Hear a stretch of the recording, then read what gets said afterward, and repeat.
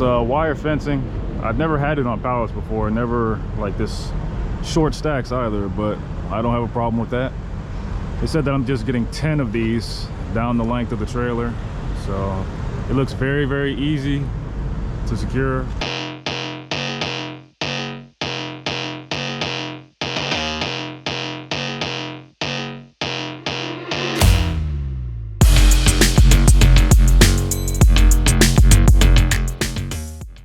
What's up, guys? Zero Day Trucker here, back with another video.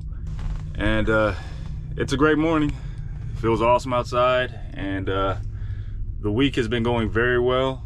It's Friday, and I actually just got dispatched on a load. It's a very, very short load. It's only 161 miles between the pickup and the loaded miles, so very, very short for my Friday, which actually leads me to believe that this is going to be a same-day drop for a Friday. And then I'm probably gonna pick something else up. Well, I'm quite sure I'm gonna pick up something else after I deliver that one. It looks like I'm gonna be picking up a dedicated load that is only gonna be delivering like an hour and a half up the road from where I'm picking it up. I have an hour drive to go get it. So I'm about to get my driving day started here, but once I get this load delivered, I'm gonna be in a really good position for the end of the week. It's gonna have me literally like $2 away from having a $6,000 to the truck week, which should have my paycheck, you know, decent, pretty solid for that, for this week.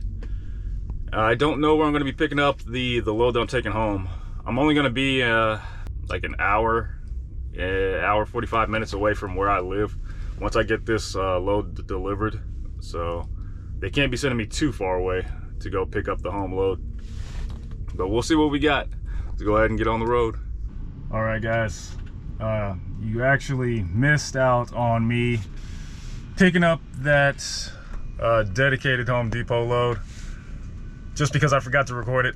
I was just so focused on working there and getting that taken care of that I did not take out the camera to record any of it. But if you've seen one Home Depot load, you've seen them all as far as picking up from a dedicated spot. It was preloaded, pre-tarped, so it's basically just me doing a trailer swap and taking it to the Home Depot that was like an hour 45 minutes down the road. So don't worry about it. But we're here at our next pickup place. Some of you guys might recognize this place if you've seen other videos of guys picking up wire. This place was about an hour and a half from the Home Depot that I delivered that dedicated load to. So it's gonna be the load that we take home for the weekend. Right now it's about 4:45 in the afternoon. I don't have too far to drive to get back home, maybe like a couple hours, something around that. So overall it'll be a pretty solid week. You know, I got more than enough time to get back home. I've got 6.5 hours on my duty line and 6 hours and 27 minutes on my drive line. So my duty time is going to catch up to my drive line in like just a few minutes. But unless something crazy happens at this place and they take like a crazy long time to load me, I shouldn't have any issues getting home. Once they get around to loading me and I secure it, I'll only have a couple hours to drive to get back home. But from what I can see, there are 3 other trucks. Actually, no. I see 4. No, actually, no, that's worse. Actually, it's more than I thought. I'm counting. You can't see them all from this angle, but there's 2 trucks directly ahead of me. And I see 3 trucks in the background right there. So there's flatbed and a Conestoga in front of him, 2 other TMC trucks up there, and another company off to the side that I can't really see the name of. Might be Melton or something like that. But yeah, so with it being this time in the afternoon, I'm probably like one of the last guys to pull into this place. So, you know, it is what it is on that. Luckily, I have more than enough hours. And if it does get get hairy, which it should not. But I'll just hang around here and let my split log catch up if I'm here for more than 2 hours, or 2.5 hours actually, because it's gonna be 30 minutes. You gotta sit around here waiting to get loaded, and then you know you can switch your clock over to your sleeper berth if you're just hanging out waiting or whatever. We'll see how long it takes. And like I said, this place has a bunch of different formations of wire that you can pick up, and I've been here multiple times in the past. You know, you can pick up, like you can see right there, you can pick up coils of that sort that are loaded like well, actually I don't think I've ever seen shotgun style coils here. I've seen suicide coils. I've picked up suicide coils, large ones and small ones from here. I've picked up standing coil wires only one time, and you can pick up that wire mesh from here as well.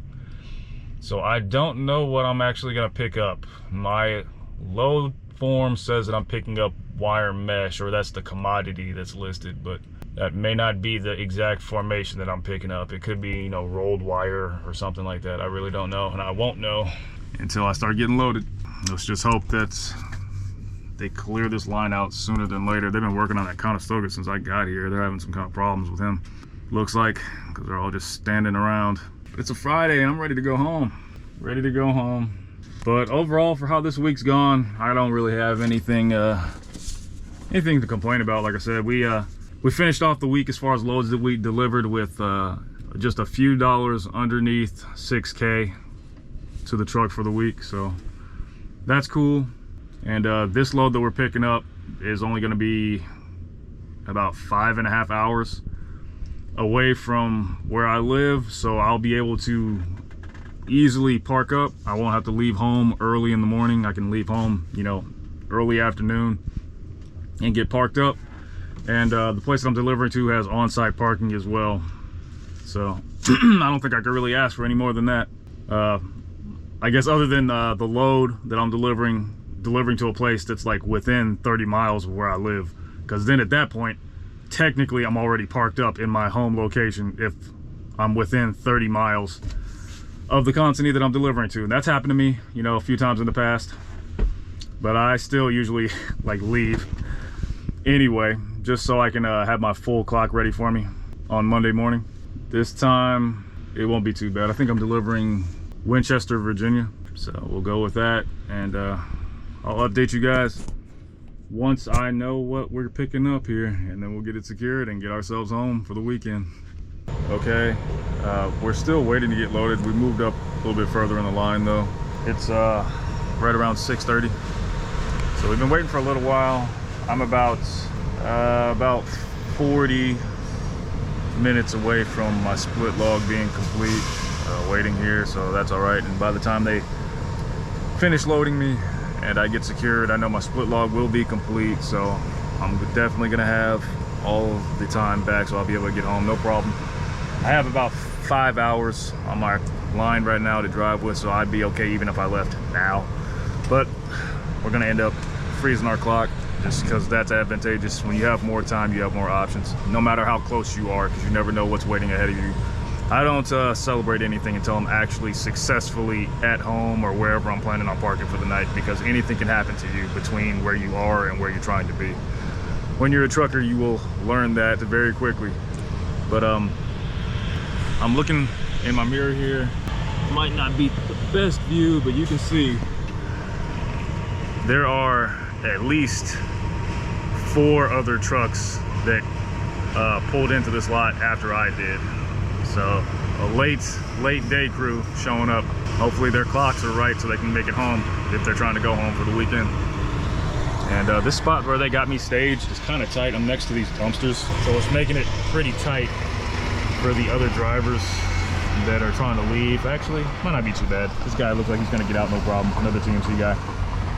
Spoke too soon. I pulled over far enough so that there would be space for guys coming out from this direction. This whole place is like a loop, so you get loaded here or wherever around this circle, and it just circles all the way around to right there, and then you leave out the way you came in after you pick up your BOL. Now, this is one of the places where you do your securement on your load, and the guy in the office, he'll come out and inspect your load to make sure that you have it secured properly. He's not a TMC guy, it's just one of the guys that works here at this facility, and they'll take a picture of it. I'm sure one of the reasons they do that is to make sure if you have that load shift or move out of the way, it's because of how you secured it, most likely. But they don't even let you leave out of here if the load's not up to their standard, you know. So I've seen them hold guys up for a second, you know, if they want them to throw an extra strap or their chains or their straps aren't tight enough. So it's always good to have an extra set of eyes on something, you know, just as a final check to make sure, because you never know if you might have missed something. It happens. But hopefully I'm not waiting for too much longer. Whenever I sit around and wait for these split logs to go, you know, I try to get done and not wait around any longer than it takes for the split log to be complete. While we're waiting here, I can show you guys more of what the different types of wire that they have here for pickup. Now, that over there is like a lot of smaller bundles of rolled wire. I had a load once that had over 30 pieces, or more so, 30 different spots where I had to secure. I counted the rolls, and it was a mixture of those small ones like you see over there, those black ones, those smaller rolls, with some of the bigger ones that you see right there, and then I had some medium ones in between. And what I had to do was just basically throw either a chain or a strap, because I ran out of chains. I only carried 10 chains and 10 chain binders, so I had to use a mixture of chains and straps to throw one or the other through the very top layer of the rolled fencing, or the rolled wire there, just to hold it down, everything that was seeing the sky, so to speak, every roll on top. But I was a little bit nervous on that load. That was like a year or so ago when I pulled one of those, and I did a lot of load checks on that, a lot of load checks. Hopefully that's not what I got today, because it took me a long time to secure all that. I had to climb up on top of like the trailer deck and fence or fish through the chains or the straps. It took a long time for me to secure that, and I really do not want to be held up here like that today, since I've already been here for such a long time waiting to be loaded. Okay, we're getting loaded now. They started it very slowly, but here's what we got. It's wire fencing. I've never had it on pallets before, never like this short stacks either, but I don't have a problem with that. They said that I'm just getting 10 of these down the length of the trailer, so it looks very, very easy to secure.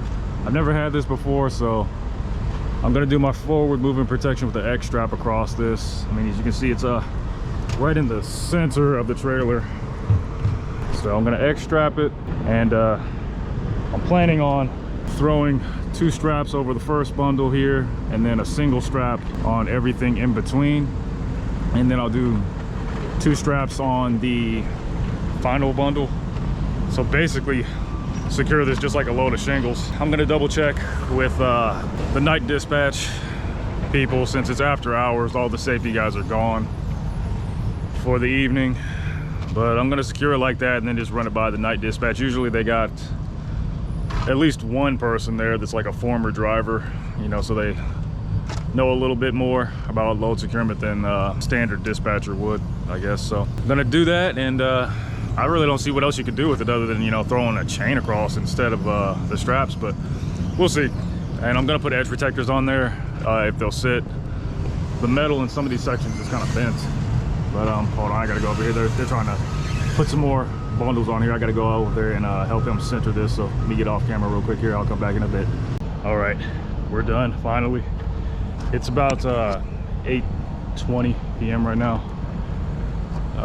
It was super easy to get all of this stuff here secured, and I did it just the way that I was planning on doing it. I checked it over with the night dispatch people just to make sure, because it's my first time getting this particular setup of wire. But like I was saying, I secured it just like shingles, so X strap in the front, edge protectors of course. Even though this isn't super sharp metal, it's still metal and it's abrasive enough, and with it vibrating down the highway, I don't want to have to worry about it cutting my straps. So 2 straps on the front bundle and a single strap on every bundle in between, and 2 straps on the very end.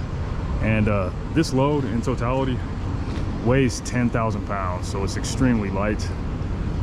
Otherwise, I would have had them take that very front pallet that's at the very nose of the trailer here.